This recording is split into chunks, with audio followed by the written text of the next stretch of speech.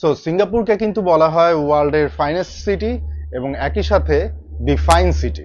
সবচেয়ে মজার ব্যাপার, সিঙ্গাপুরে জরিমানা করার জন্য ওদের স্পেশাল টিমই থাকে। আপনি কিন্তু বুঝতেও পারবেন না যে কোথা থেকে কে দেখছে, এবং আপনাকে এসে কিন্তু তারা টিকিট ধরিয়ে দিবে। সো খুবই সাবধান থাকতে হবে সিঙ্গাপুরে গিয়ে। সিঙ্গাপুর চমৎকার সিটি, কিন্তু আপনি যদি এই নিয়ম কানুনগুলো মেনে চলেন তাহলে কিন্তু আপনার আর কোনো প্রবলেম হবে না।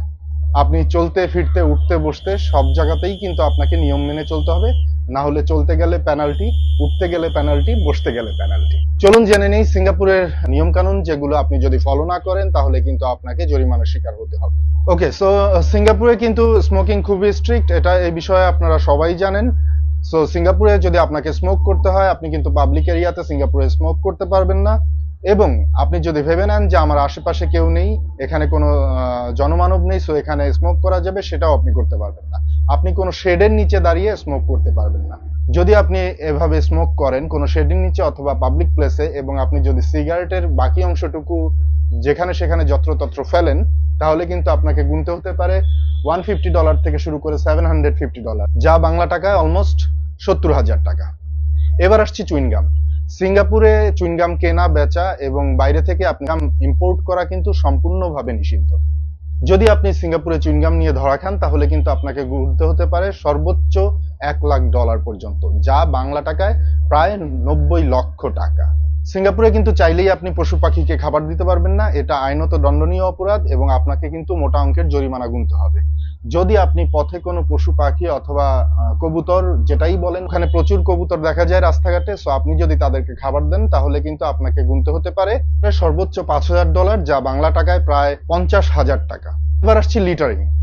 সিঙ্গাপুরে কিন্তু আপনি যত্রতত্র ময়লা ফেলতে পারবেন না, গার্বেজ ফেলতে পারবেন না, পানির বোতল অথবা টিস্যু পেপার, যে কোনো ধরনের কাগজ, ডকুমেন্টস কোনো কিছু রাস্তায় ফেলতে পারবেন না, তাহলে কিন্তু আপনাকে জরিমানা গুনতে হবে। সেই জরিমানার পরিমাণটা হতে পারে আপ টু $2,000, যা বাংলা টাকায় প্রায় 1,80,000 টাকা। এবার আসছি রাস্তা পার হওয়ার ব্যাপারে।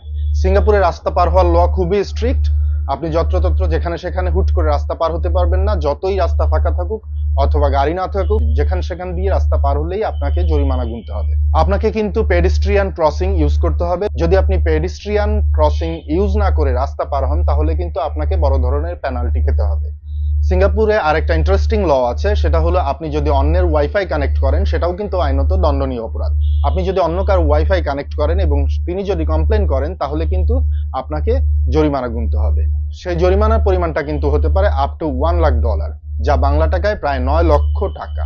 এবার আসছি ই সিগারেট। সিঙ্গাপুরে ই সিগারেট সম্পূর্ণ নিষিদ্ধ।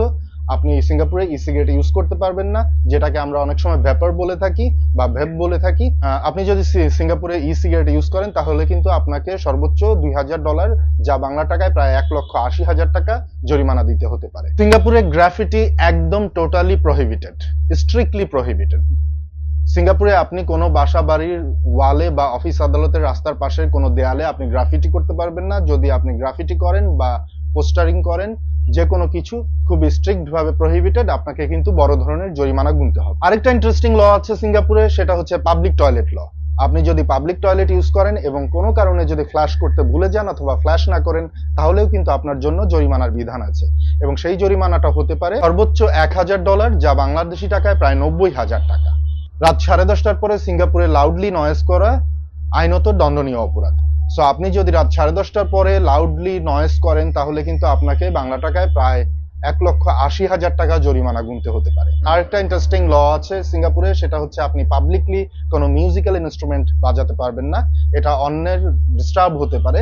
আপনি যদি পাবলিকলি মিউজিক্যাল ইনস্ট্রুমেন্ট বাজান এবং সেটা যদি কেউ কমপ্লেন করে, তাহলে কিন্তু আপনাকে গুনতে হবে প্রায় $20,000 সিঙ্গাপুর ডলার, যা বাংলা টাকায় প্রায় 18 লক্ষ টাকা।